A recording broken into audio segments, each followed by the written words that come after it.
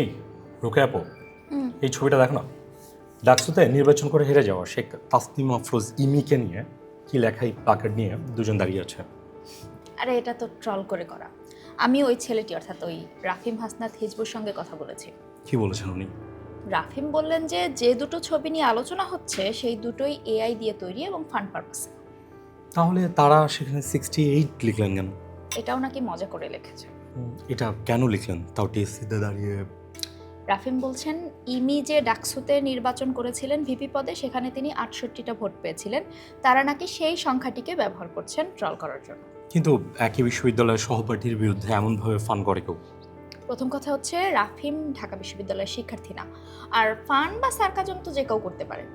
তো ঢাকা বিশ্ববিদ্যালয়ের শিক্ষার্থী না তিনি, তাহলে সেখানে তিনি গিয়েছিলেন কেন বা এই কার্যক্রম কেন করলেন? রাফিমের দাবি ওই ছবিগুলো হচ্ছে আগের ছবি, মানে অন্য কোনো ইস্যু নিয়ে বিক্ষোভ বা আন্দোলনের সময় তিনি ওই ছবিগুলো তুলেছিলেন এবং সেই ছবিগুলোই তার এক বন্ধু প্লাকার্ডের লেখাগুলো জাস্ট পাল্টে দিয়েছে।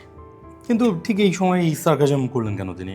এটা একটা ভালো প্রশ্ন, কারণ গতকাল 7ই মার্চে শাহবাগে মাইকে করে শেখ মুজিবুর রহমানের ঐতিহাসিক ভাষণ বাজাতে গিয়েছিলেন ইনি। আচ্ছা, তার মানে 7ই মার্চের ভাষণ বাজানোতে খেপে গিয়ে ইমির সাথেই ট্রল করা। কে জানে কার মনে কি আছে।